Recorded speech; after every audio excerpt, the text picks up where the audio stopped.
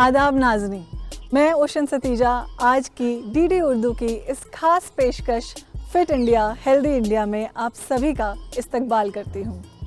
आज जब सर्दी का मौसम बढ़ रहा है और हमारे खूब मज़े लेने का समय है, अच्छे कपड़े पहनने का, त्यौहार का समय है, साथ ही में यही मौसम है जहाँ हमें बहुत ही अपनी सेहत का एहतियात रखना होगा, अपनी सेहत का ख्याल रखना होगा, क्योंकि इस मौसम में जो भी शरीर में बीमारियां हैं वो और बढ़ने लगती हैं।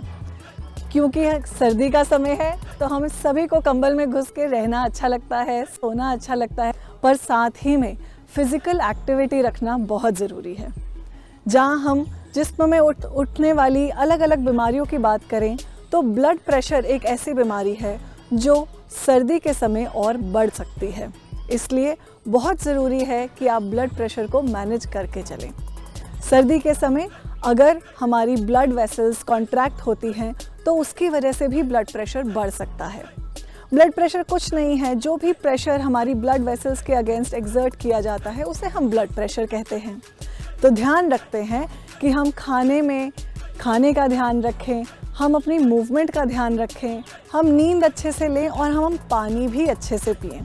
जितना पानी लेंगे उतना आपका ब्लड सर्कुलेशन अच्छा रहेगा और आपके दिल पर ज़ोर कम पड़ेगा। तो चलिए इसी के साथ आज जहाँ फ़िज़िकल वर्कआउट की बात हो रही है, वर्जिश की बात हो रही है, तो हम अपने पहले सेगमेंट में चलेंगे फ़िज़िकल वर्कआउट का, जिसमें आप जानेंगे बहुत ही आसान फ़िज़िकल वर्कआउट मूवमेंट्स, प्रैक्टिसेस जिनको आप खुद घर पे कर सकते हैं। जैसे हम लोग ऑफिस वर्क करते हैं उसमें बहुत ज़्यादा टायर्ड हो जाते हैं, तो उसको ठीक रखने के लिए कुछ अच्छा करते हैं। आज बहुत इजी एक्सरसाइजेस करते हैं। डन, स्टार्ट करते हैं। चलो कुछ एक्सरसाइजेस कर लेते हैं जो चेयर पे करते हैं। बहुत इजी है। ठीक है, आप लोग सारा दिन इस चेयर पे बैठे रहते हो, आप पूरे के पूरे टायर्ड हो जाते हो, नेक भी टायर्ड, बैक भी टायर्ड, ग्लूट्स भी एंड लेग्स भी टायर्ड हो जाते हैं। तो उसके लिए हम क्या करते हैं, बहुत छोटी छोटी सी एक्सरसाइजेज हैं, स्टार्ट करते हैं। नेक रोटेशन से स्टार्ट करते हैं। बहुत धीरे धीरे से नेक रोटेट करना है। एक बार क्लॉकवाइज करना है और दूसरी बार एंटी क्लॉकवाइज करना है। बहुत आराम से करेंगे। अगर किसी को सर्वाइकल की प्रॉब्लम है तो वो सिर्फ हाफ नेक ही रोटेट करेगा।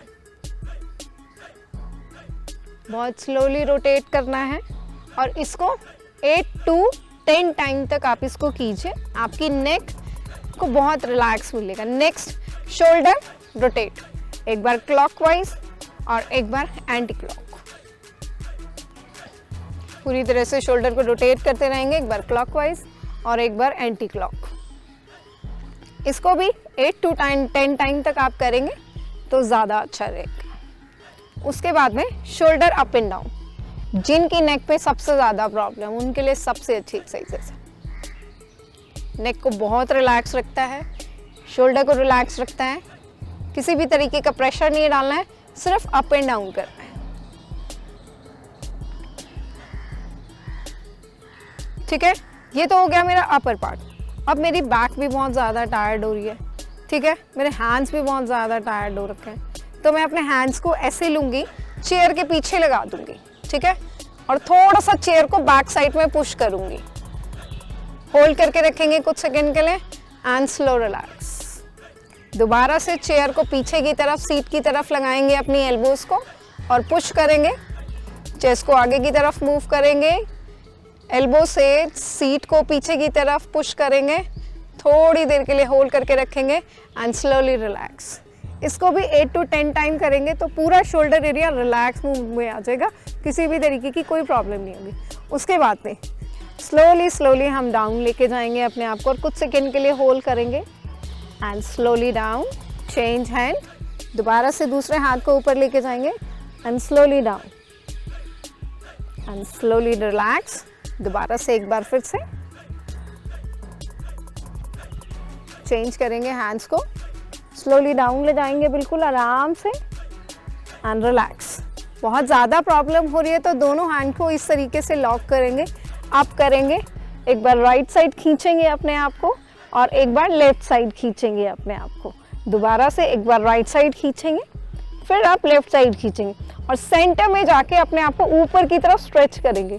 होल्ड करके रखेंगे, स्टमक और नेक और बैक सबको स्ट्रेच करके रखेंगे, होल्ड करेंगे एंड स्लो डाउन, रिलैक्स। आपका अपर एरिया पूरी तरह से रिलैक्स मोड में आ चुका है। Next, glutes and thighs. पैर को ऊपर रखेंगे, ठीक है, स्लो डाउन जाएंगे, होल्ड करके रखेंगे, नेक को थोड़ा सा ऊपर की तरफ उठा के रखेंगे, बैक, हिप्स एंड नेक तीनों पार्ट पे बहुत अच्छा इफेक्ट आएगा। एंड स्लो चेंज, दोबारा से पैर को चेंज करेंगे, स्लोली डाउन, नीचे जाएंगे, नेक ऊपर उठा के रखेंगे, होल्ड करेंगे कुछ सेकंड के लिए, hold hold hold hold and slow. इसको भी आप 8 to 10 टाइम तक कर सकते हैं, बहुत अच्छा इफेक्ट आएगा। दूसरी नेक्स्ट एक्सरसाइज, धीरे से नीचे जाएंगे, अपने आप को पूरी तरह से रिलैक्स छोड़ेंगे, नॉर्मल ब्रीथ लेते हुए ऊपर की तरफ आएंगे, रिलैक्स। एक बार फिर से,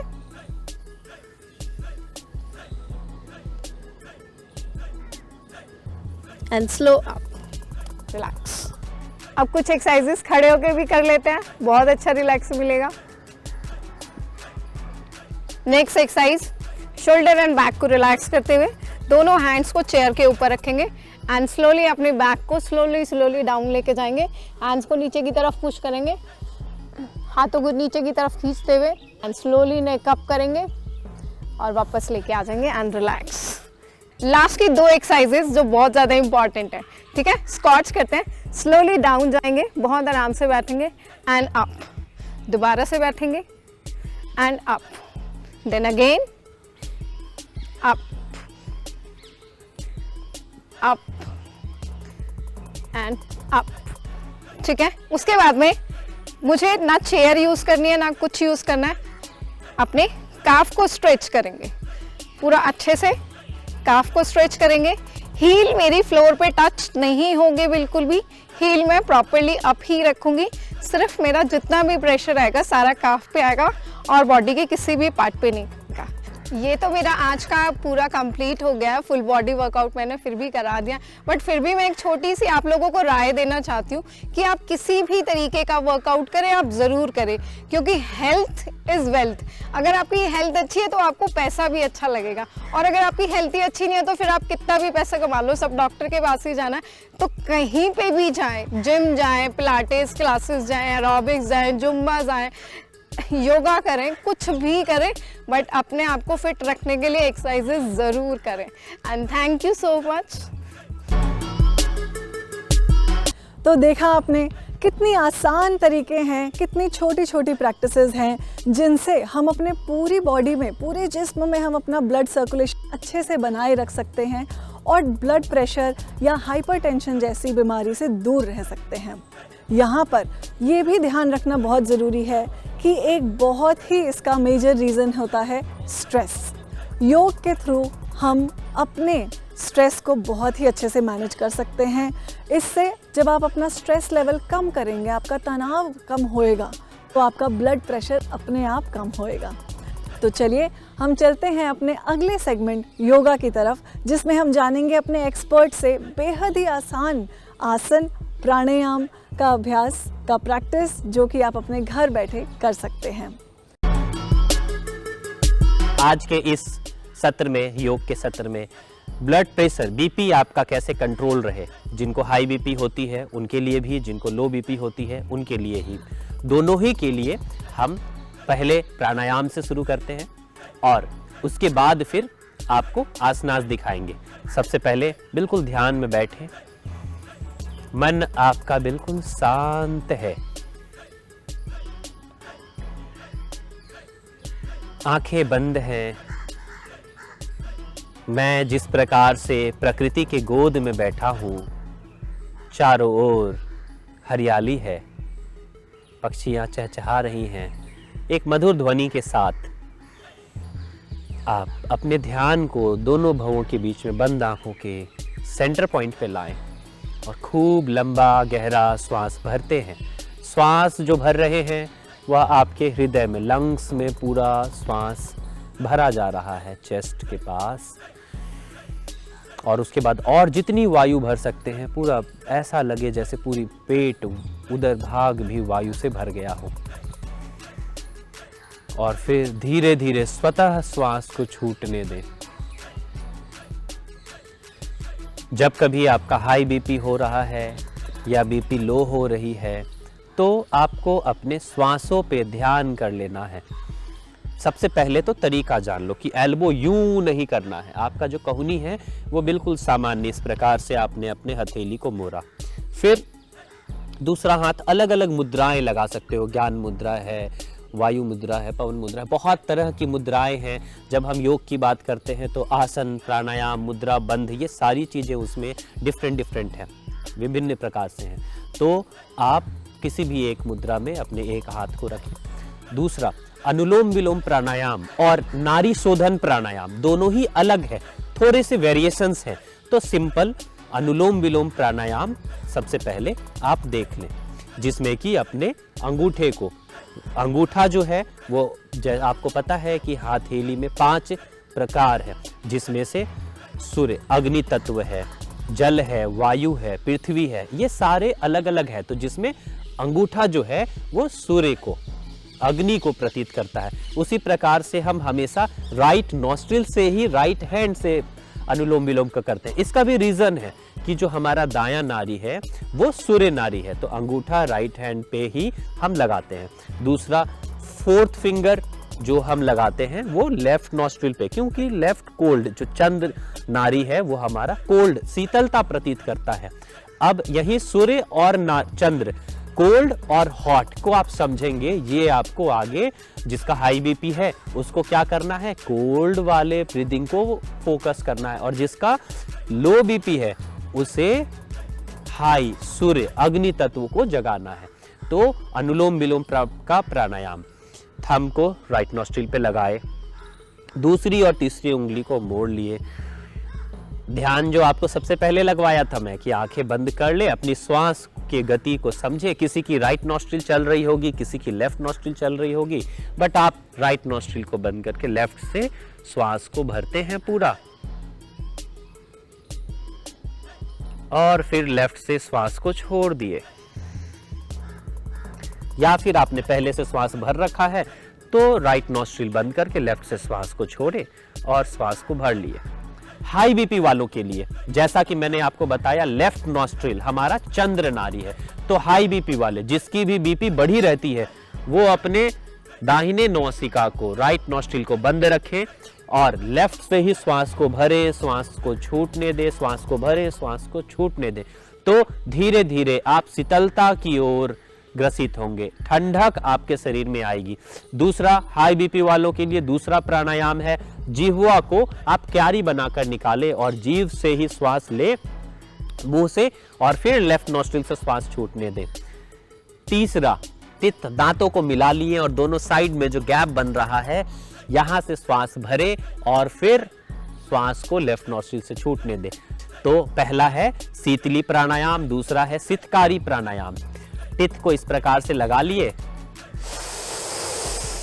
सारा वायु मुंह से भरे, जीभ को हल्का सा भिंगा लिए, लार, ठंडक से आपको बहुत ही कम समय में, विंटर्स के समय में अभी हम हैं तो ज्यादा मैं नहीं इसे करूंगा, बट आपको ठंडक तुरंत फील हो जाएगी। राजस्थान में, रेगिस्तान में भी आप बैठकर इसे करते हैं।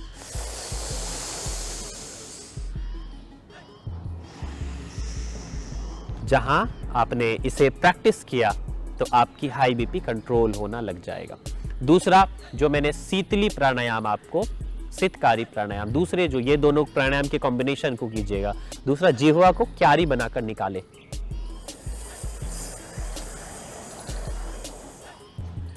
और फिर धीरे धीरे राइट नॉस्ट्रिल से सांस को छूटने दे। तो ये दोनों था शीतली और शीतकारी प्राणायाम। अब जिनका बीपी लो रहता है उनके लिए राइट नॉस्ट्रिल, सूर्य नाड़ी को एक्टिवेट करना है। उसके लिए आप बंद लगाकर सबसे पहले प्रैक्टिस करेंगे, श्वास को छोड़े, हल्का कपालभाति क्रिया। जब श्वास छोड़ रहे हैं तो पेट आपका भीतर जा रहा है कि नहीं, यही चेक करने के लिए ये है।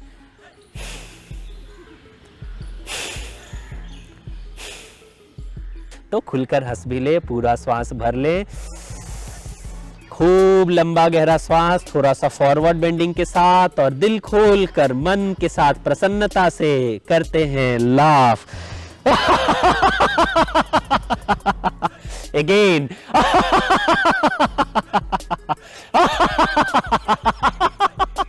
ऐसी हंसी कि आपकी पेट जो है वो एकदम लबलबा जाए और जो पूरा रोम रोम है वो एक्टिव हो जाए, और प्रसन्नता, आपकी खुशी, आपकी हंसी से आप में एक एनर्जी भर जाए। अगले वीडियो के लिए जरूर आप जुड़े और बने रहें हमारे साथ। नमस्ते, हरिओम। तो देखा आपने कैसे योग के इन छोटे छोटे प्रैक्टिसेस से हम अपने आप को हेल्दी रख सकते हैं। यह छोटे छोटे प्रैक्टिसेस ही बहुत अहमियत रखते हैं हमारी लाइफ में, जिनसे हम हाइपरटेंशन जैसी दिक्कत से मीलों दूर रह सकते हैं। सिर्फ थोड़ा सा आपको एफर्ट करना है अपने कंबल में से बाहर आने का। ज़रूरी नहीं है सुबह करें, आप शाम में भी कर सकते हैं, लेकिन कुछ ना कुछ वर्जिश करते रहें।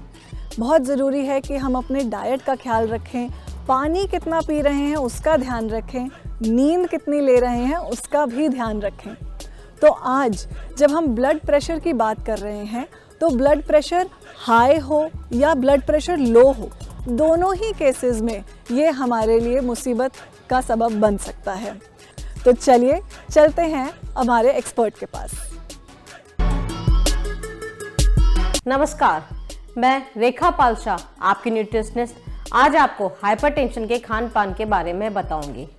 सबसे पहले हमें यह जानना बहुत आवश्यक है कि हाइपरटेंशन होता क्या है।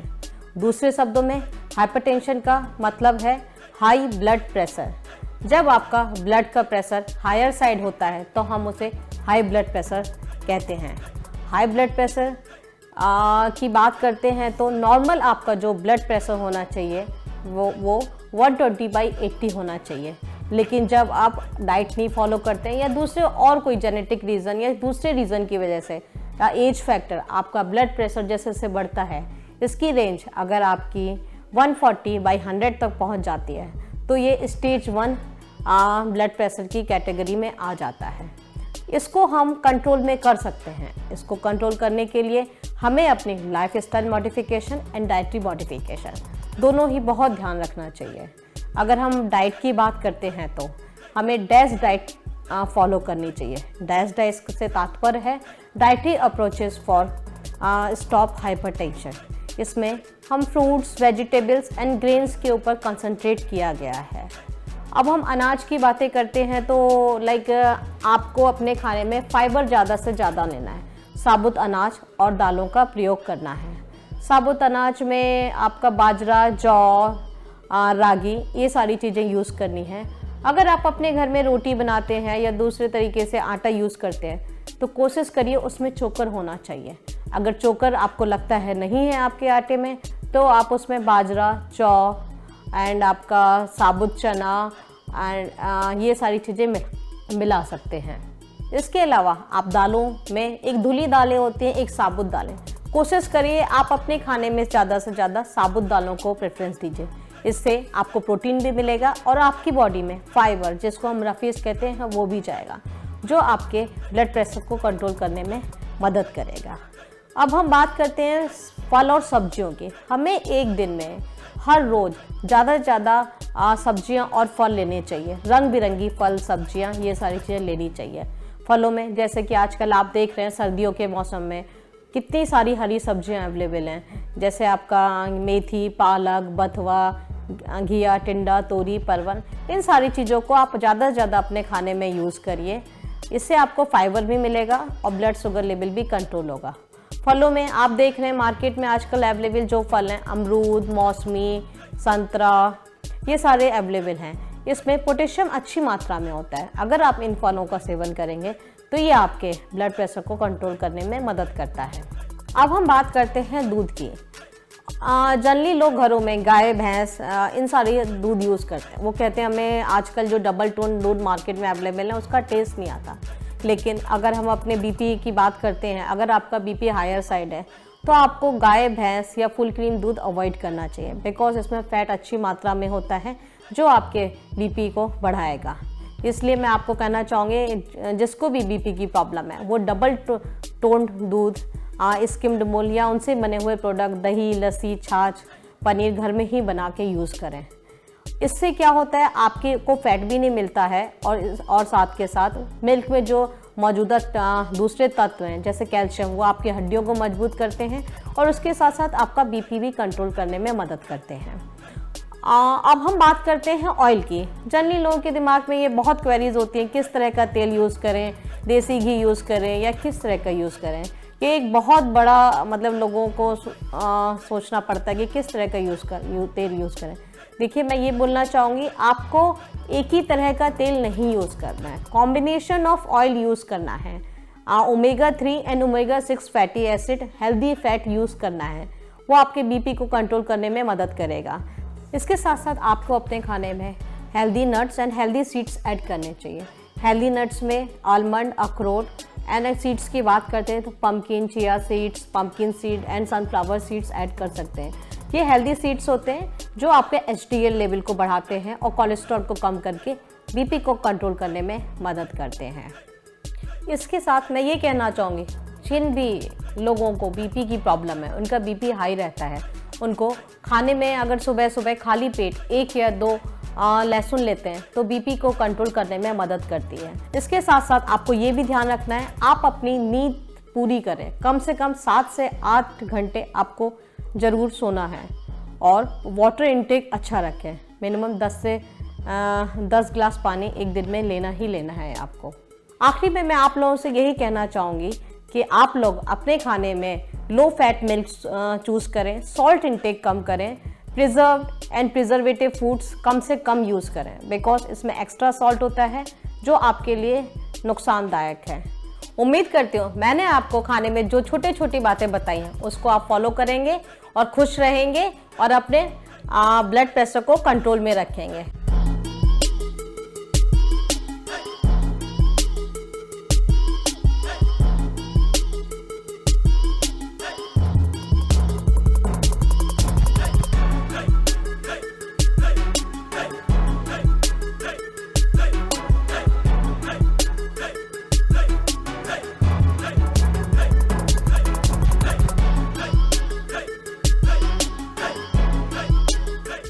तो दोस्तों, देखा आपने कैसे हमारे एक्सपर्ट्स आपके लिए लाए हैं बेहद ही कीमती और बहुत ही useful exercises, practice, workout, yoga और न्यूट्रिशन की टिप्स।